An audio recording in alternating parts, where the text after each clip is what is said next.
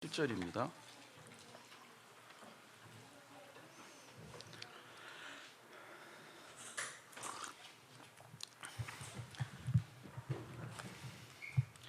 히브리서 11장 7절 다 읽으신 다음에 창세기 6장 9절에서 22절 또 계속 읽겠습니다. 자, 히브리서 11장 7절은 제가 읽겠습니다. 믿음으로 노아는 아직 보이지 않는 일에 경고하심을 받아 경외함으로 방주를 준비하여 그 집을 구원하였으니 이로 말미암아 세상을 정죄하고 믿음을 따르는 의의 상속자가 되었느니라. 아멘. 창세기 6장 보시겠습니다. 자, 우리 9절에서 22절 우리 한 절씩 교독합시다. 이것이 노아의 족본이라. 노아는 의인이요 당대의 완전한 자라. 그는 하나님과 동행하였으며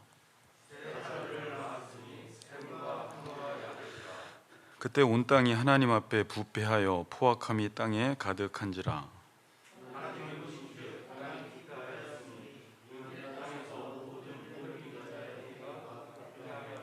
하나님이 노아에게 이르시되 모든 혈육 있는 자의 포악함이 땅에 가득함으로 그 끝날이 내 앞에 이르렀으니 내가 그들을 땅과 함께 멸하리라.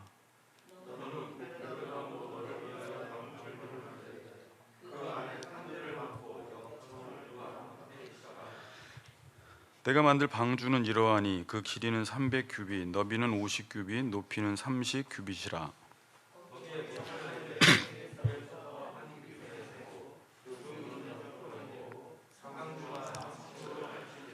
내가 홍수를 땅에 일으켜 무릇 생명의 기운이 있는 모든 육체를 천하에서 멸절하리니 땅에 있는 것들이 다 죽으리라.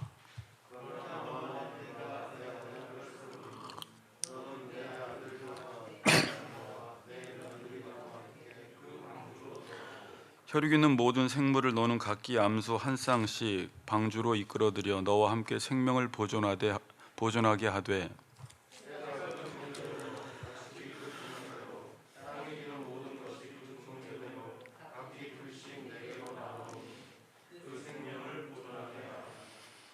너는 먹을 모든 양식을 내게로 가져다가 저축하라. 이것이 너와 그들의 먹을 것이 되리라.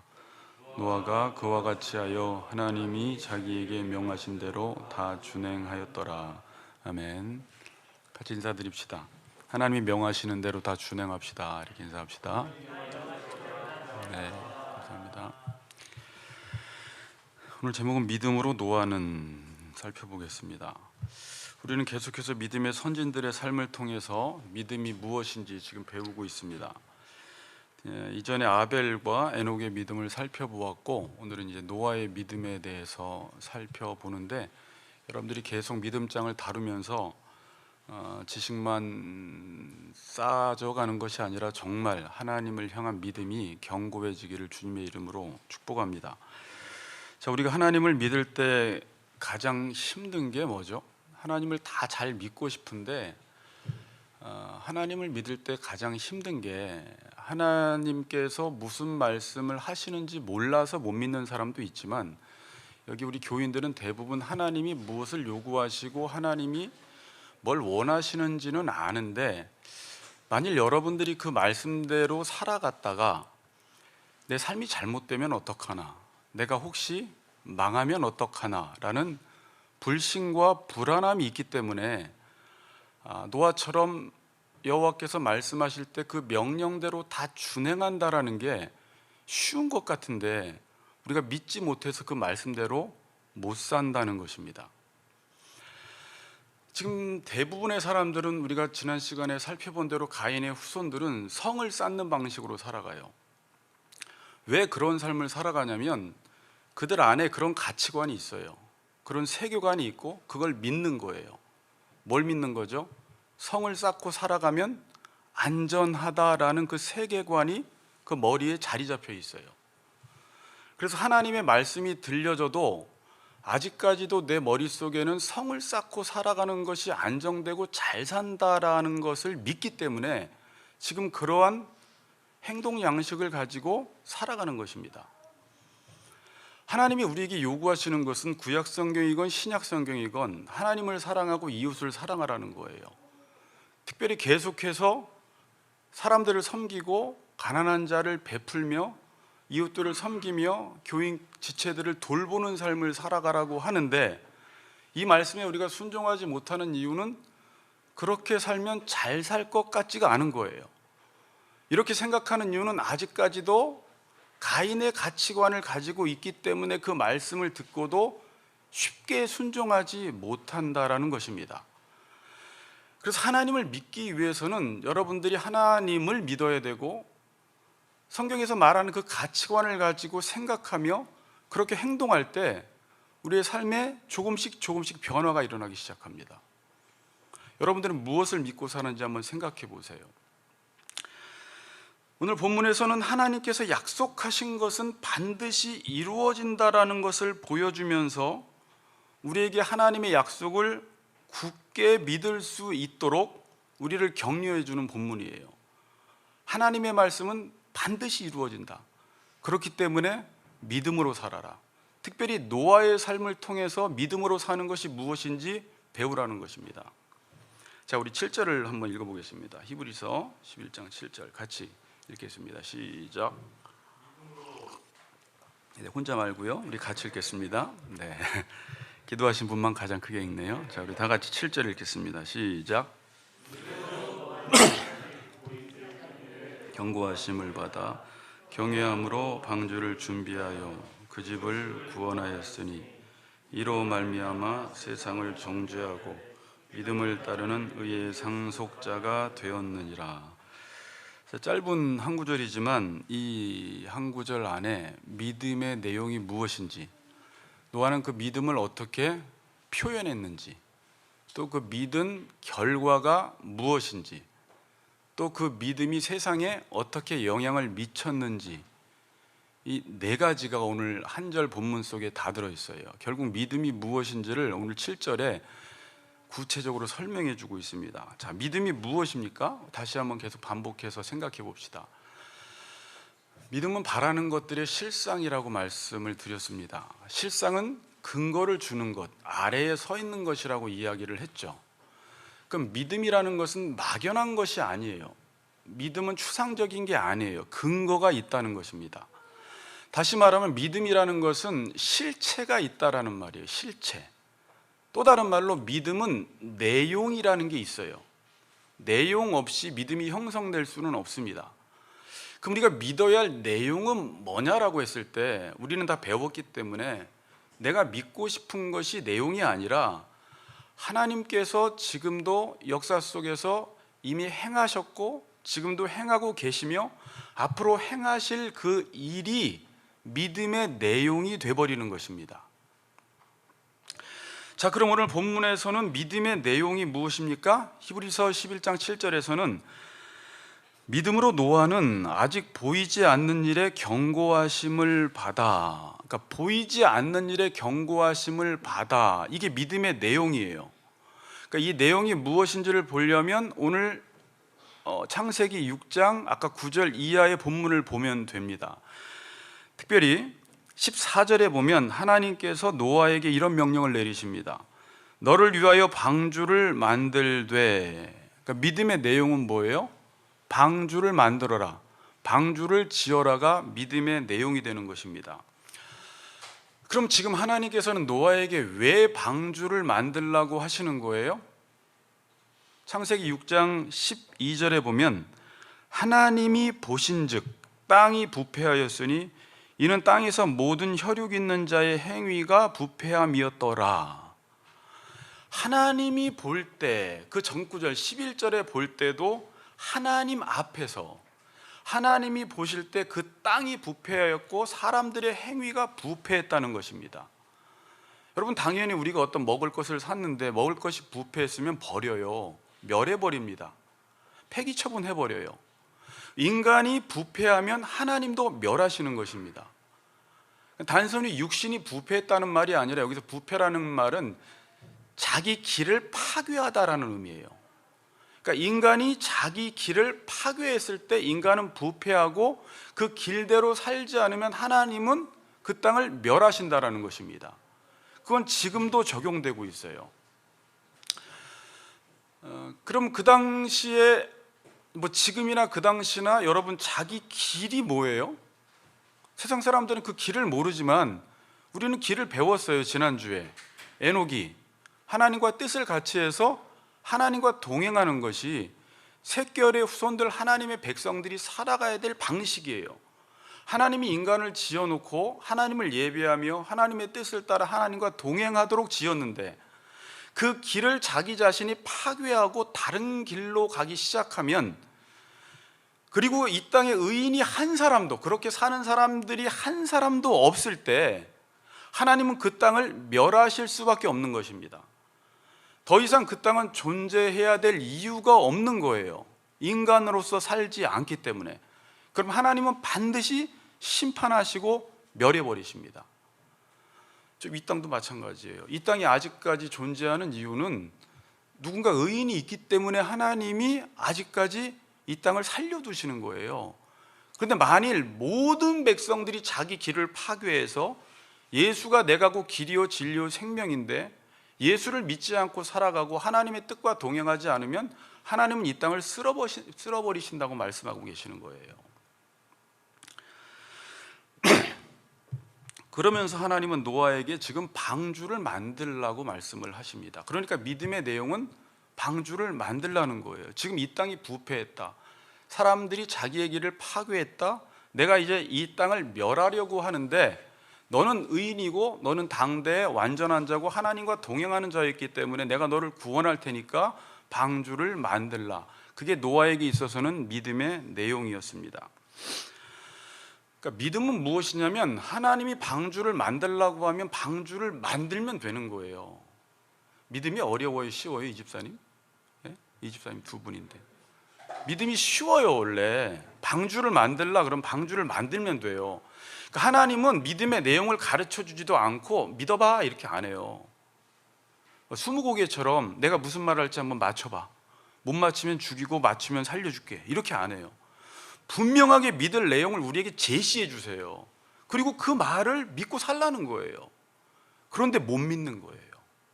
아까 서론에서 말씀드렸던 것처럼 오늘 믿음의 내용을 히브리서에서는 이렇게 표현을 해요. 아직 보이지 않는 일이라고 표현을 해요. 이걸 주의 깊게 살펴봐야 돼요. 믿음으로 노아는 아직 보이지 않는 일에 경고하심을 받아. 그럼 보이지 않는 일이 무엇인가? 여러분들이 이 상황으로 들어가 보세요. 믿음은 바라는 것들의 실상이요 보이지 않는 것들의 증거니라고 할 때 보이지 않는 것이 그때 10장에서 말씀한 하나님의 약속이라고 이야기했어요. 그 약속을 우리는 이해하고 납득하는 거예요. 하나님의 약속은 이루어질 것이기 때문에. 그럼 여기서는 지금 보이지 않는 일은요, 지금 이 상황 속에서는 미래에 일어날 일이에요. 미래에 일어날 일이기 때문에 보이지가 않습니다.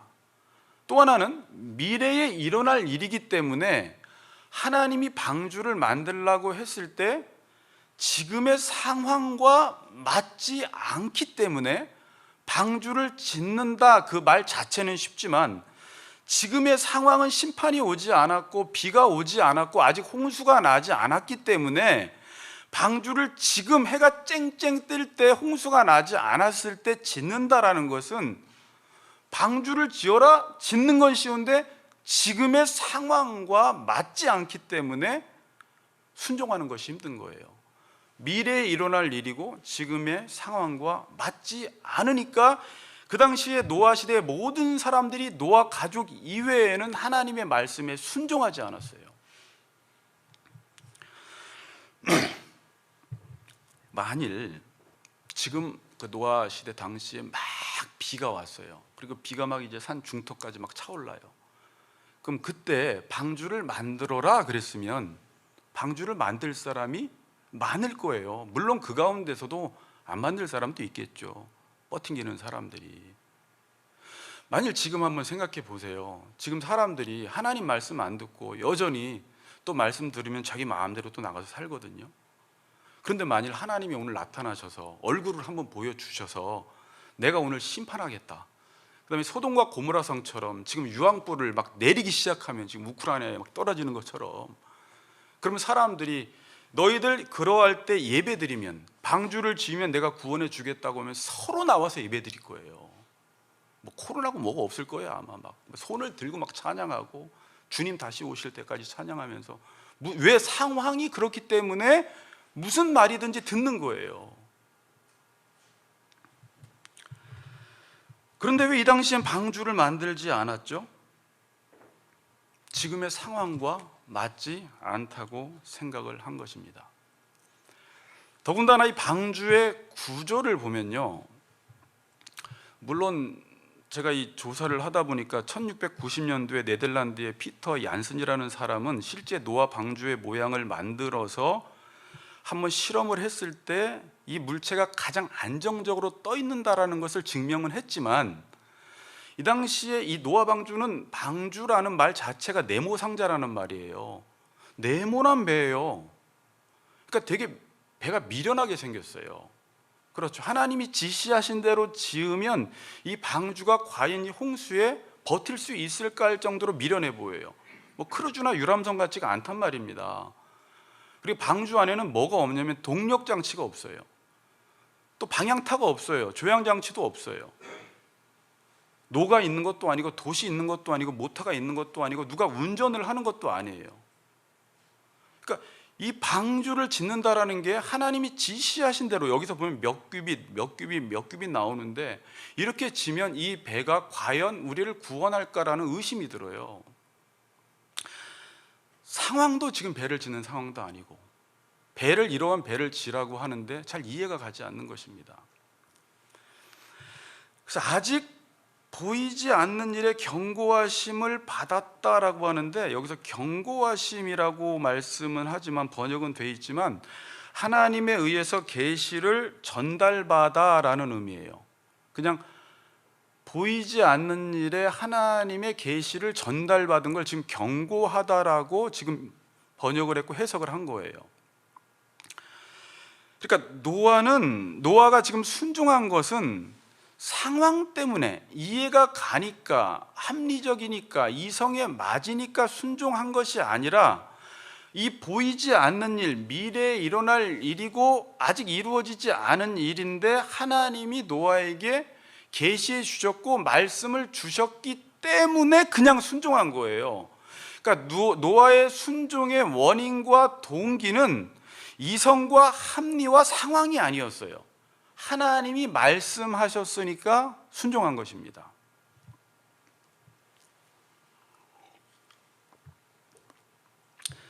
자, 여러분, 보통 사람들이 어떤 일을 할 때 계속 따지는 것이 뭐냐면 요즘 상황을 따져요. 상황. 여러분 보세요. 요즘 대세가 어떠냐 그렇게 따져요. 요즘에 동향이라는 말을 많이 써요. 사람이나 일이 어디로 움직이고 돌아가는가, 이걸 따지면서 그 상황에 맞는 일을 해요. 뭐 주식 동향이 어떠냐, 경제 동향이 어떠냐, 뭐 소비자 동향이 어떠냐, 뭐 여러분 하여튼 기업의 동향이 어떠냐, 요즘 사람들이 어떤 시류를 쫓아 살아가느냐, 그래서 그 대세에 발맞춰 살아가요. 그 동향을 따라가지 않고 노아처럼 방주를 지면 시대에 뒤떨어진 사람으로 보는 것입니다.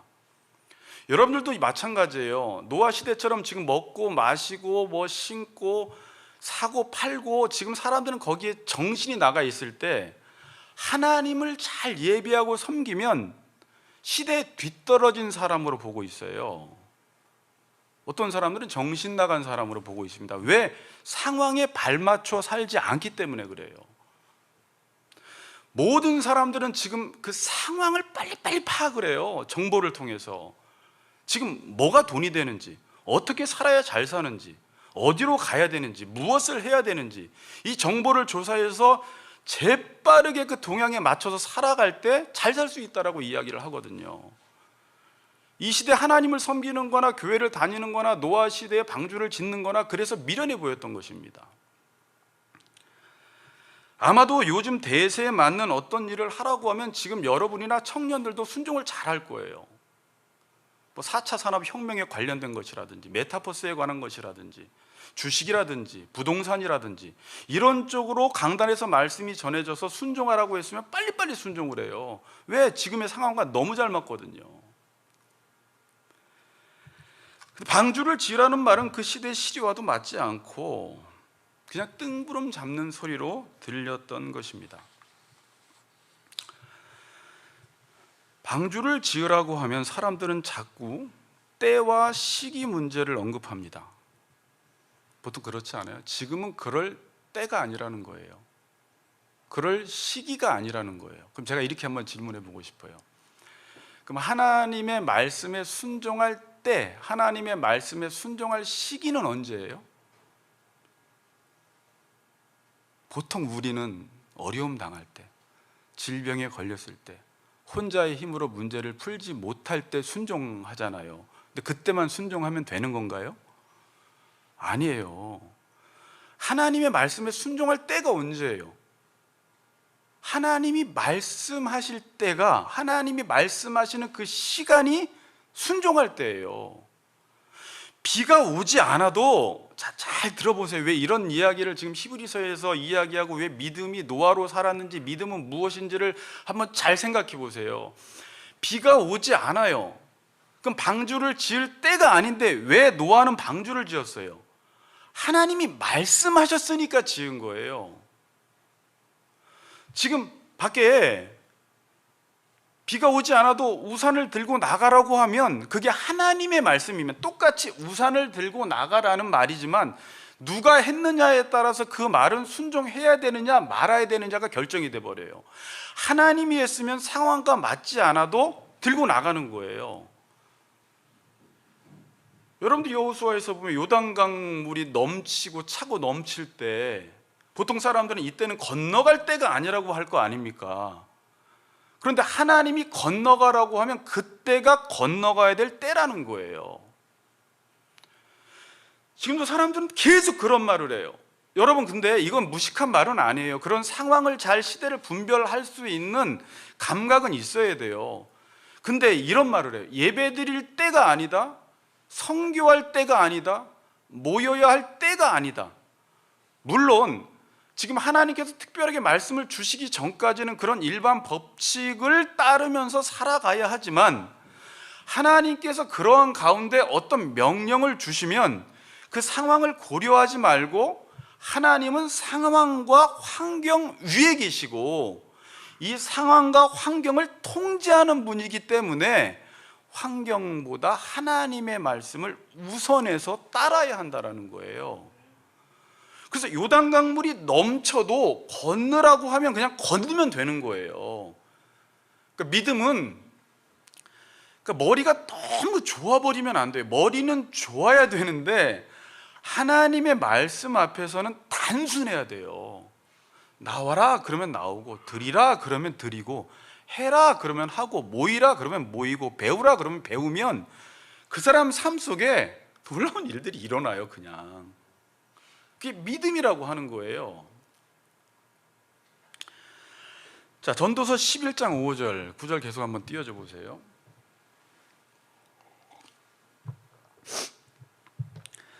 바람의 길이 어떠한가, 아이벤 자의 태에서 뼈가 어떻게 자라는지를 내가 알지 못함같이 만사를 성취하시는 하나님의 일을 내가 알지 못하느니라. 인간은 바람의 길이 어떠한지도 모르고 아이벤 자의 태에서 뼈가 어떻게 자라는지를 모르는데 하나님은 만사를 성취하신다라는 거예요. 그러니까 자연계와 이 바람의 길, 이 인간사에 관해서 하나님께서 모든 일들을 주관하신다라는 거예요. 만사를 성취하시는 하나님의 일을 우리는 몰라요. 그럼 지금 하나님이 말씀으로 만사를 성취하시기 때문에 우리가 알지 못해도 그 하나님이 말씀하실 때 그 때를 기회로 잡고, 그 시간을 때로 잡고 시기를 잡고 하나님의 말씀함으로 그 기회를 사야 되는 거예요. 그럼 그 하나님의 말씀이 내 것이 되는 거예요. 그 기회에. 그래서 디모데후서 4장 2절에서도 이렇게 말씀해요. 너는 말씀을 전파하라. 때를 얻든지 못 얻든지 항상 힘쓰라. 그럼 이 말은 뭘까요? 때를 얻든지 못 얻든지라는 말이, 이 말은 때를 가리지 말고 전파하라는 거예요. 시기를 가리지 말라는 거예요. 말씀 전파하는 일에 있어서는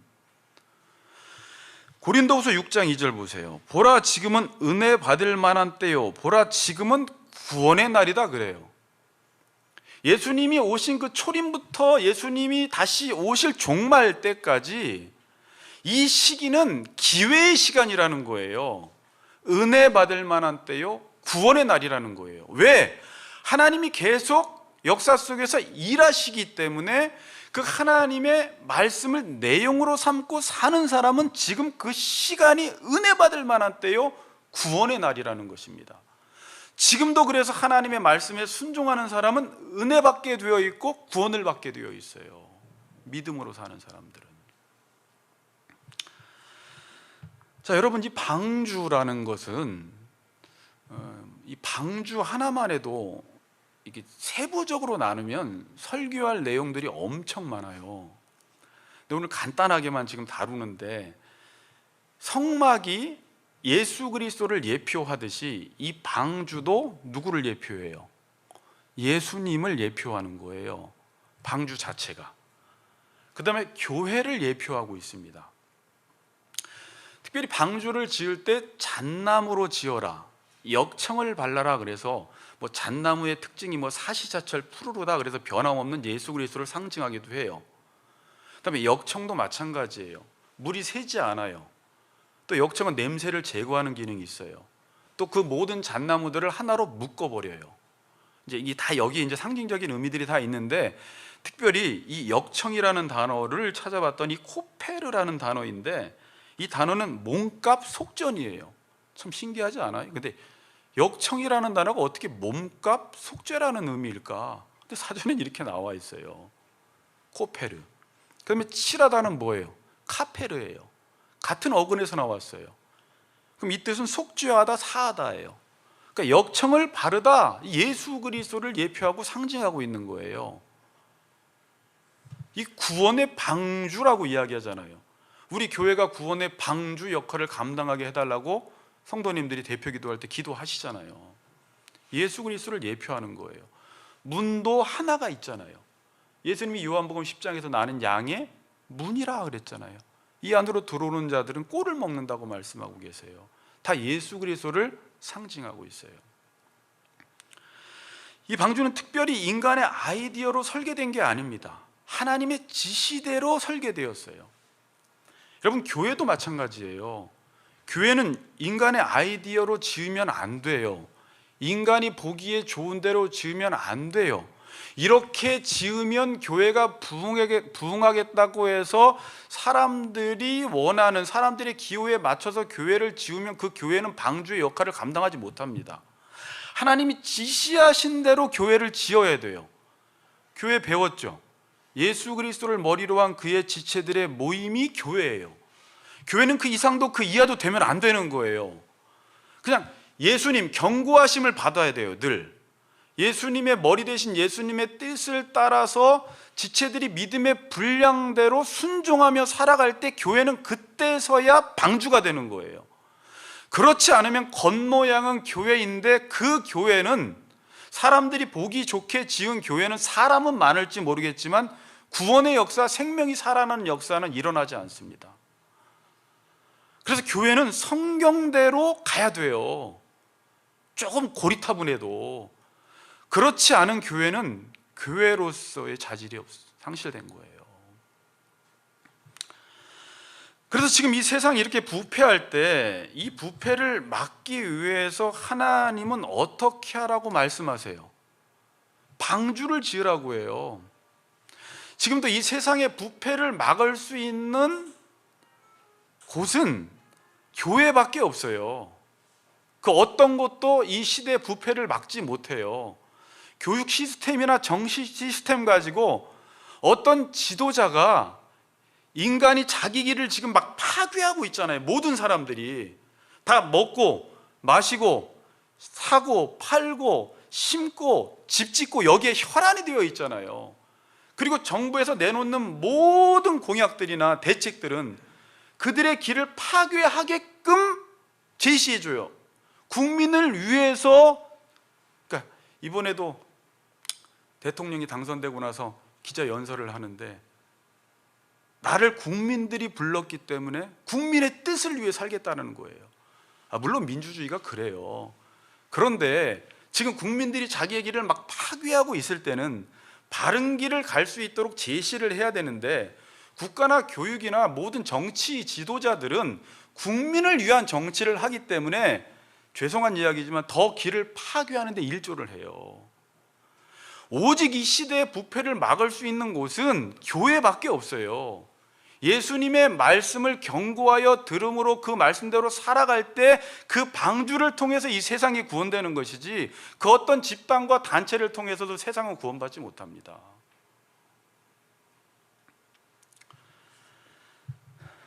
그런데 사람들을 보세요.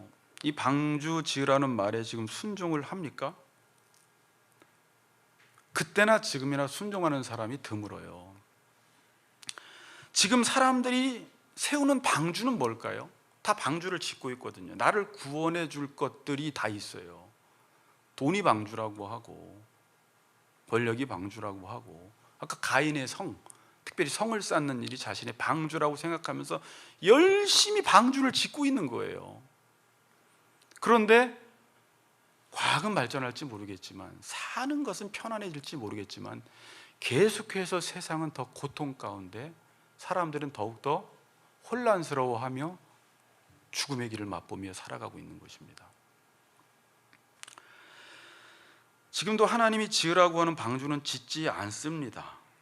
방주를 짓는 것이 아니라 거꾸로 많은 사람들이 지금 교회를 짓다가, 방주를 짓다가 교회를 떠나가 버리고 있습니다. 제가 지금 교회를 지으라는 말은 건물 지으라는 말을 하는 게 아니에요. 에베소 2장에 나온 것들을 생각을 하세요. 항상 제가 이런 이야기 하지 않아도. 에베소 2장 22절에 보면 너희도 성령 안에서 하나님의 거하실 처소가 되기 위해서 그리스도 안에서 함께 지어져 간다라고 해요. 에베소 4장에서는 계속 교회를 세워가라고 이야기해요. 세워가라 그래요. 그게 그리스도인들이 이 땅에서 부르심을 받은 사람들이 해야 될 일이라는 거예요. 그래야지 창세전에 하나님의 계획과 뜻이 이루어진다라는 거예요. 그리고 필요하면 건물 지라는 거예요. 교회를 세우라는 것은 보편적 교회를 말하는 거예요. 예수 그리스도를 머리로 해서 모든 믿는 백성들이 그 말씀대로 순종하며 살아가는 보편적 교회를 말하는 거예요. 그 교회를 계속 지어나가라는 것입니다. 자, 그리고 아까 말씀드렸듯이 교회 구조가 어떠합니까? 사람들이 보기에 그렇게 매력 있는 구조가 아니에요. 교회가 백화점처럼 사람들이 욕망하는 어떤 물건을 주지도 않아요. 물론 교회가 이걸 따라하려고 노력을 하는데 따라할 필요도 없고, 백화점처럼 사람들이 원하는 물건을 주는 것도 아니고, 기업처럼 사람들이 원하는 돈을 주는 것도 아니고, 자기가 좋아하는 사람을 만나러 가는 사교 집단도 아니에요. 교회는 그냥 예수 그리스도를 머리로 한 그의 지체들의 모임이에요. 머리의 지시를 따라서 믿음의 분량대로 살아가야 돼요. 섬기며. 그리고 교회를 짓고 그 교회를 통해서 이웃들을 돌보며 선교를 하며 세상을 섬기는 곳이 교회예요. 근데 사람들이 지금 볼 때는 이 교회는 매력이 없어 보이는 거예요. 그래서 많은 교회들이 백화점을 흉내내고 기업을 흉내내고 사교 집단을 흉내내고 있습니다. 근데 아까 말씀드렸듯이 그것은 더 이상 교회가 될 수가 없고 방주의 역할을 감당할 수가 없다는 것입니다. 교회는 아까 방주를 볼 때 여러분들이 동력 장치가 없다고 했습니다. 그 다음에 운전대가 없어요. 이건 무슨 말이에요? 교회 되게 불안한 곳이에요.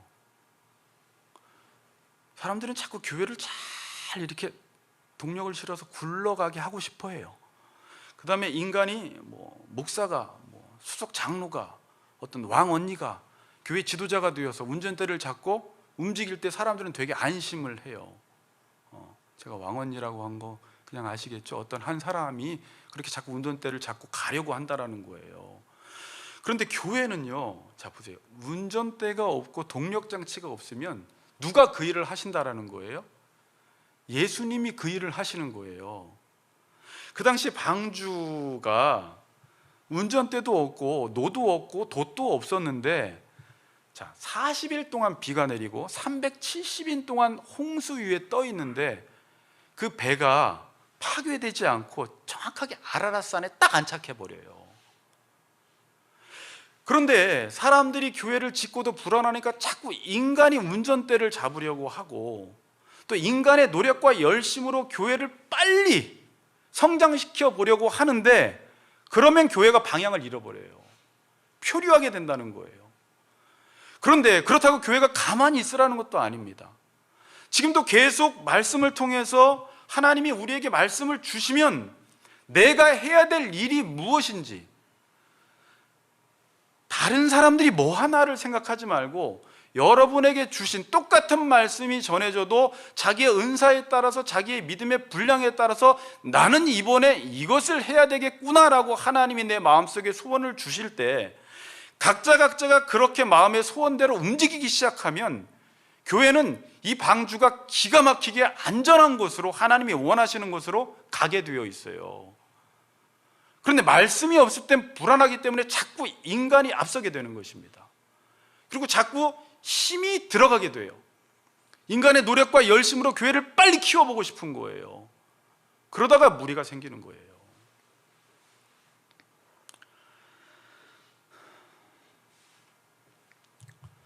지금 사람들은 노아 시대처럼 방주를 짓지 않습니다. 자, 다른 사람 생각하지 마세요. 저와 여러분 생각하세요. 지금 어떤 때인데 이 교회를 세우냐라고 말을 해요. 지금 시대가 어떤데, 지금 먹고 살기 바쁜데 언제 사람들을 양육하고 가르치냐라는 거예요. 지금 돈 벌기도 바쁜데 언제 교회 세우냐고 사람들은 말합니다. 그 당시 노아 시대 사람들도 그랬어요. 자, 누가복음 17장 27절 30절, 지난주에 결론에 읽었던 말씀 한 번 더 읽읍시다.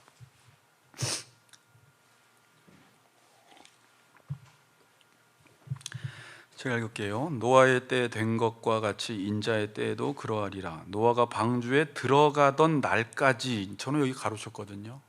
망할 때까지, 노아가 방주에 들어가는 날까지 정신을 못 차린다는 거예요. 사람들이 먹고 마시고 장가들고 시집가더니 홍수가 나서 그들을 다 멸망시켰으며, 또 롯의 때와 같으리니 사람들이 먹고 마시고 사고 팔고 심고 집을 짓더니 롯이 소돔에서 나가던 날, 여기도 소돔에서 나가던 날까지 정신을 못 차려요. 하늘로부터 불과 유황이 비오듯 하여 그들을 멸망시켰느니라. 인자가 나타나는 날에도 이러하리라. 주님이 오시는 그날에도 이런 현상들은 그대로 일어난다라는 거예요. 자, 먹고 마시고 장가들고 시집가고요, 먹고 마시고 사고 팔고 심고 집을 짓는 것은요, 그냥 일상의 삶이고요, 늘 우리가 하던 일이고요, 익숙한 삶의 방식이고요, 하나님이 이 땅에서 살라고 우리에게 주신 거예요. 그러한 삶을 살아가라고. 그런데 지금 여기서 말씀하는 것은, 지금 하나님께서 경고하시잖아요. 말씀하시잖아요. 하나님이 말씀하실 때는 우선을, 그 상황을 보지 말고 하나님의 말씀을 우선으로 해서 나의 삶의 방식을 바꾸기를 원하세요. 그런데 지금 경고를 듣고도, 하나님의 말씀을 듣고도, 그 계시의 말씀을 듣고도, 심판의 말씀을 듣고도 사람들이 삶의 방식을 바꾸지 않는다라는 게 문제라는 거예요. 똑같이 살아가는 거예요.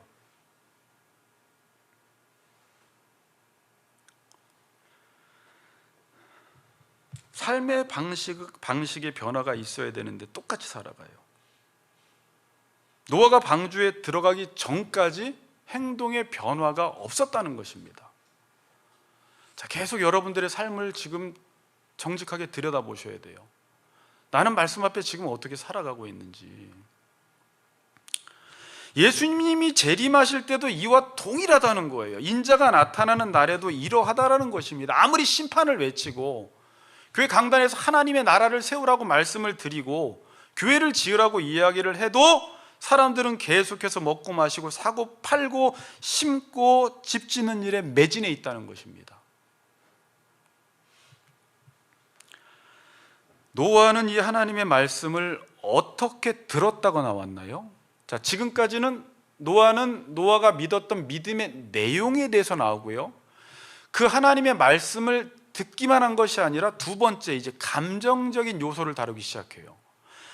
경외함으로 방주를 준비했다라고 말씀합니다.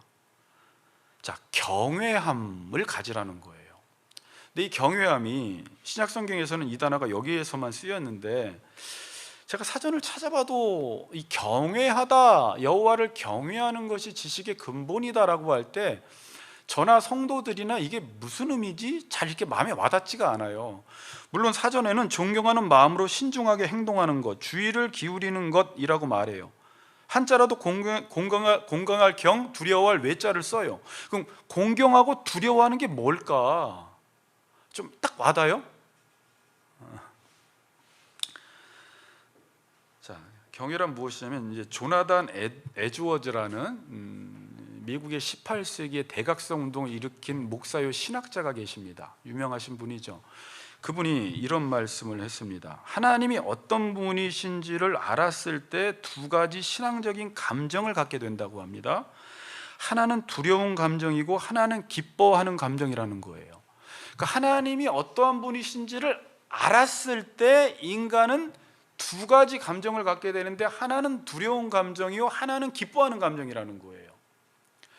그러니까 왜 하나님을 알았을 때 두려운 감정이 드냐면, 하나님은 왕이시고 주권자시고 그분의 말대로 모든 일들을 다 행하시는 분이기 때문에, 그분의 약속은 반드시 이루어지기 때문에 그분의 존재를 무시할 수가 없는 거예요.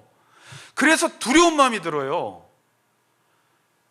여러분, 예전에 권세가들, 권력자들이 있었잖아요. 날아가는 새도 떨어뜨린다, 박 대통령 막 그랬을 때. 그러면 그분의 말은 그냥 허투루 들을 수가 없는 거거든요.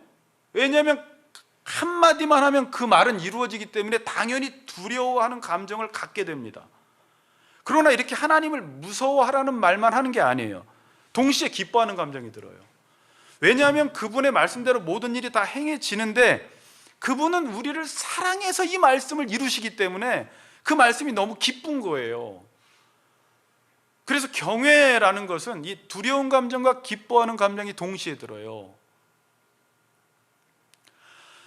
하나님이 온 땅을 지으시고 온 땅의 주인이시고 온 땅을 하나님의 그 경륜과 계획대로 이루시기 위해서 지금도 섭리하고 계시잖아요. 일하고 계시잖아요. 그 하나님 앞에서 지금도 나에게 어떤 말씀이 딱 떨어지면, 그 말씀을 인간의 말이라면 방주를 짓는다, 우리는 내용 분석을 해서 이게 중요한 말 같지 않으면 지워버리지만, 우리는 내용 분석을 하면 안 되고 이게 하나님의 말씀이기 때문에 이걸 무거운 마음으로 들어야 된다는 거예요. 농담으로 듣지 말고. 왜? 하나님이 말씀하시면 그 말을 이루어버리기 때문에 이거를 그냥 스치고 지나갈 수가 없는 거예요. 잠이 안 와야 되는 거죠. 그 말씀대로 살지 못했을 때는 이 심령이 때로는 고통을 당하는 거예요. 그리고 그렇게 살려고 몸부림치고 그렇게 살지 못했을 때 회개하며 눈물을 흘리는 거죠. 그 말씀 앞에 떠는 자가 복이 있다고 말씀하고 있거든요. 노아에게 방주를 지어라 라는 말이, 교회를 세워라, 교회를 지어라, 교회가 방주 역할을 감당한다, 모든 부패는, 모든 생명의 회복은 교회로부터 일어난다.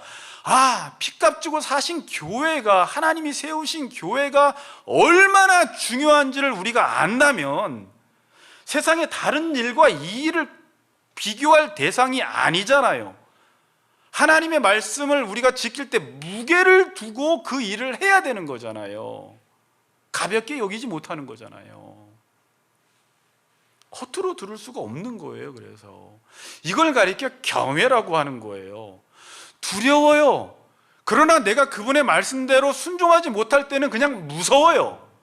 그런데 그 말씀대로 순종할 때는 경외심도 갖고 두려운 감동도 있으면서 기뻐하는 감정이 있어요. 내가 그 말씀대로 살아가고 여호와께서 나에게 말씀하신 그 길로 내가 걸어가고 있기 때문에 이 안에 기쁨의 감정이 드는 것입니다. 여러분은 어떠세요? 하나님이 막연히 무서우세요? 경외를 오해해서 그냥 하나님을 무서워하라는 말이 아니에요. 그분을 즐거워해야 돼요. 그분도 우리를 즐거워하시거든요. 그분도 우리 때문에 기뻐하시고 우리도 그분 때문에 기뻐하는 존재예요. 하나님을 즐거워하는 것이 사람이 제일 되는 목적이거든요. 경외함으로 방주를 준비하며, 처음에 믿음의 내용, 지적인 요소, 경외함으로 감정적인 요소, 방주를 준비했다라고 하는데 번역은 준비했다라고 나왔지만 이 준비하다라는 단어는 무엇인가를 만들고 제조하다라는 의미예요. 노아는 보이지 않는 일에 경고하심을 받고 감정적으로 경외했고 바로 방주를 제조했다는 거예요. 사람들이 먹고 마시고 사고 팔고 집 짓고 그러한 때에, 지금 상황적으로 방주를 지을 상황이 아닌 때에, 아직도 일어나지 않은 그 일에 대해서 경고하심을 받고 방주를 지었다는 것입니다. 이 세 가지 요소가 이 안에 다 들어가 있어요. 그걸 가리켜 성경에서는 믿음이라고 이야기하는 거예요. 그래서 행함이 없는 믿음은 죽은 믿음이다라고 야고보서에 말씀하고 있잖아요. 하나님의 말씀을 지적으로 동의하는 사람은 많습니다. 맞아, 그렇게 해야 돼. 하나님의 말씀을 들었을 때 감정적으로 뜨거워지는 사람도 많아요. 눈물까지 흘리는 사람 많아요. 그러나 그 말씀을 내 삶 속에 행하는 사람은 소수라는 것입니다. 믿음이 없는 거예요. 그리고 그 집을 구원하였으니, 이게 믿음의 결과가 구원이라는 것입니다. 이건 단순히 먼 미래에 나타날 구원이기도 하지만 지금 여러분들이 노아처럼 하나님이 명하시는 대로 계속 순종하는 삶을 살아가면 지금도 여러분 개인이나 가정이나 자녀나 교회 가운데 계속 구원을 베풀어 주시는 하나님을 경험하게 된다는 거예요. 특별히 그 집을 구원했다라고 이야기를 해요. 사도행전 16장에도 너와 내 집이 구원을 받는다고 하죠. 근데 오해하지는 마세요.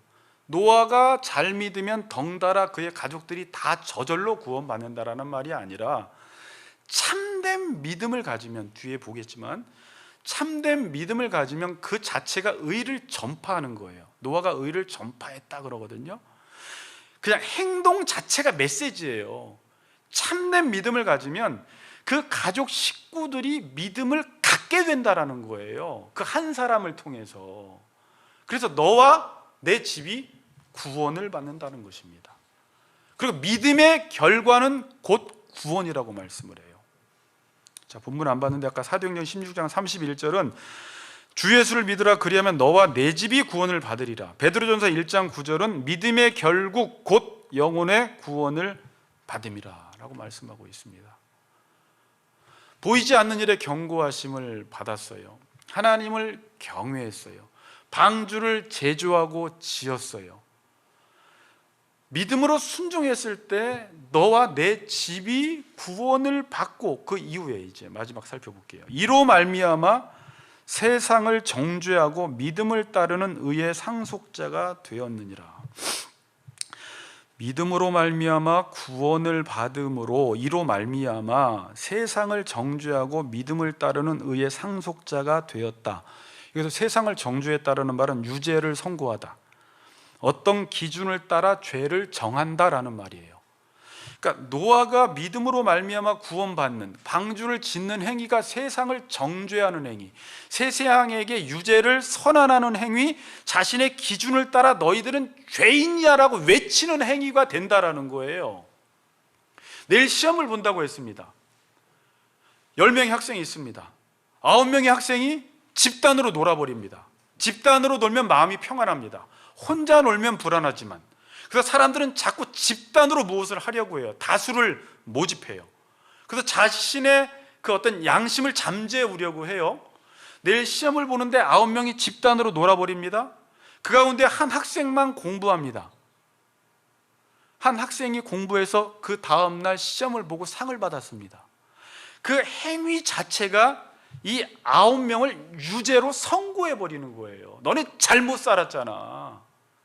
내 기준으로 죄를 정해버리는 거예요. 이 말은 방주를 짓는 게 기준이라는 거예요. 자기의 행실로 자꾸 기준을 제시하는 거예요. 근데 지금 그리스도인들이 연약함이 뭐예요? 다수가 먹고 마시고 사고 팔고 집 짓고 살아가면 자기 혼자 방주를 짓는 일이 너무 외로워. 왕따가 되는 것 같아. 더군다나 옆 사람, 내 친구까지도 그렇게 살지 않고, 목사까지도 그렇게 살지 않고, 집사까지도 그렇게 살지 않으면 나도 거기에 휩쓸려 가버리게 되는 거예요. 노아가 그 당시에 그랬을 것 같아요. 그러나 끝까지 여호와를 경외하는 마음으로 그 말씀을 무겁게 여기고 하나님의 말씀은 이루어진다라는 믿음이 있었기 때문에 사람들이 어떻게 살아가든지 자신은 그 길을 파괴하지 않고 걸어갔던 거예요. 그래서 그의 삶으로 세상을 정죄했어요. 이걸 에베소서에서는 세상의 어둠을 폭로시키는 일을 그리스도인들 보고 하라고 하거든요. 사람들은 집단으로 이 세상을 어둡게 만들어버려서 그 어둠이 더 이상 어둠이 아니라고 증명하고 싶어 하거든요. 모든 사람들이 어둡게 살아가니까. 그 노아 시대 사람들은 모두 먹고 마시고 시집가고 장가가고 사고 팔고, 오늘 왜 이렇게 이 말을 많이 해? 자, 다 외웠죠? 심고 집 짓고 그렇게 살아가던 때에 노아는 방주 짓는 행위를 통해서 그 사람들을 정죄했다라는 것입니다. 자, 생각해 보세요. 이제 다 끝났어요. 여러분, 노아가 지금 방주를 짓는 행위는 엄청난 메시지예요. 메시지는요, 여기서 큰 소리 친다고 메시지가 아니에요. 저나 여러분이나 하나님의 말씀을 따라 누군가 방주를 짓고 있다는 것은 어떤 메시지일까요? 장차 심판이 올 거야 라고 외치는 거예요. 앞으로 곧 홍수가 닥칠 거야 라는 것을 지금 방주 짓는 행위를 통해서 엄청나게 메시지를 증거하는 거예요. 그래서 베드로후서 2장 5절에 보면 옛 세상을 용서하지 아니하시고 오직 의를 전파하는 노아와 그 7 식구를 보존하시고 그래요. 여러분, 노아가 언제 의를 전파했나요? 에레미야나 이사야처럼? 그런 말 안 나오잖아요. 방주 짓는 행위가 의를 전파한 행위라는 거예요. 저 사람은 왜 저렇게 살지?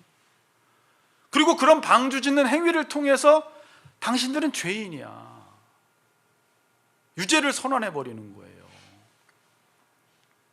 만일 그리스도인들이 지금 하나님 말씀대로 살지 않고 방주를 짓지 않는다라는 것은 아까 먹고 마시고 사고 팔고 집 짓고 이 모든 행위를 용인하고 인정하는 행위가 돼버리는 거예요. 교회 갔다 와서 예수를 믿는다고 하는데 똑같이 그런 삶을 산다라는 것은 하나님의 말씀을 믿지 않는 것이고, 나도 너의 삶을 따라 산다라는 것은 나도 이 삶을 인정해버리는 거예요. 그러니까 세상 사람들은 예수 믿을 필요성을 못 느껴요. 그렇게 안 살기 때문에. 그 행위가 메시지를 전하는 거예요. 그렇게 살 필요 없어. 교회 가서 말씀은 들어도 먹고 마시고 여기에 집중해서 살아야지라는 메시지를 지금 교인들이 전하고 있는 거거든요.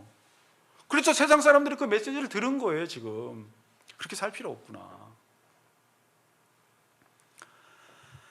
여러분들이 방주를 지음으로 성을 쌓고 사는 것이, 람에게 삶을 사는 것이 결코 안전한 삶이 아님을 외치고 다녀야 돼요. 그러면서 동시에 그 집안의 구원이 일어나는 것들을 보면서 사람들이 세상에 취해 살면서 그 믿음의 사람들을 바라보면서 저렇게 사는 게 복 받는 거구나, 자녀는 저렇게 키워야 되는 거구나, 저렇게 살아야지 결국 하나님의 복을 받는구나라는 메시지를 우리의 삶으로 전파하는 삶을 살아가야 돼요. 아멘.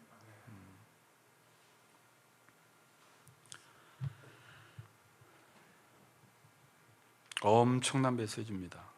그래서 노아는 믿음을 따르는 의의 상속자가 되는 것입니다. 의인은 믿음을 따를 때만 의라고 불러요.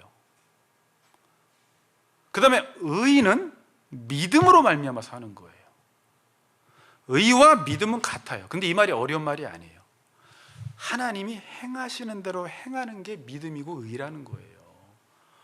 믿음은 의의 상속자가 되고 의인은 오직 믿음으로 말미암아 사는 것입니다. 노아가 그래서 아까 6장 9절에 노아는 당대의 의인이라, 완전한 자라, 하나님과 동행하였으며라고 말씀하는 것입니다. 여러분들은 지금 어떻게 사는지 한번 생각해 보세요. 마지막 결론은 지금 여러분들이 나의 믿음을 한번 잘 살펴보시고, 저는 마지막에 이 생각을 했어요. 지금 방주 짓는 게 믿는 사람들조차도 미련해 보이거든요. 교회를 세우는 일이 되게 어리석어 보이거든요. 그래서 많은 사람들이 믿건 안 믿건 아까 그 6가지 행위를 하면서 살아가요. 먹고 마시고 뭐 시집가고 장가가고 사고 팔고 집 짓고 하는 일을. 그런데 여러분, 지금 그렇게 살아가는 사람들이요, 행복하지 않아요. 지금 이건 무서운 시험이에요. 사단은요, 이렇게 너희들 살아가지 않으면 아마 못 살걸, 어려움 당할 거리라고 계속 우리에게 메시지를 줘요. 그래서 사람들은 더 그러한 삶에 지금 매진하면서 살아갑니다. 그런데 그러한 삶을 살아가면 자기가 정해놓은 기준의 굴레 아래 자기가 갇혀서 거기서 자신의 인생을 지금 포기해버리는 사람들이 엄청 많아요. 그래서 삼포세대라고 하는 거예요. 연애, 결혼, 출산을 포기했죠. 제가 3포를 쳤는데 바로 5포 세대가 나오더라고요. 5포는 뭐였냐면, 아버지 집이 5포네. 그 5포가 아니고요, 직과 경력까지 포기했어요. 그 다음에 7포가 나왔어요. 취미와 인간관계까지 포기했어요. 왜? 자기가 정해놓은 그 기준대로 살아가려다가 안 되는 거예요. 이걸 누가 정했는데. 그 다음에 마지막에 다포 세대가 나왔어요. 절망감에 빠져 산다는 거예요. 청년들부터 모든 어른들이. 누가 이렇게 한 것입니까? 자기 자신들이 만든 그 덫에 자기가 걸려버린 거예요. 하나님은 우리에게 어떻게 살라고 말씀하세요? 인생은 그렇게 어렵지 않다는 거예요. 하나님이 지금 보이지 않는 일을 우리에게 계시로 말씀해 주셨을 때 상황과 환경 따지지 말고 하나님의 말씀을 경외함으로 방주를 짓고 순종하면 너희 집이 구원을 받고 너도 구원을 받고 이 땅도 부패한 그 땅이 하나님이 치료하시고 치유하시고 결국 너는 의의 상속자가 된다는 것입니다. 이 말씀을 믿음으로 사시는 우리 같이 걷는 교회 성도님들 되시기를 주의 이름으로 축복합니다.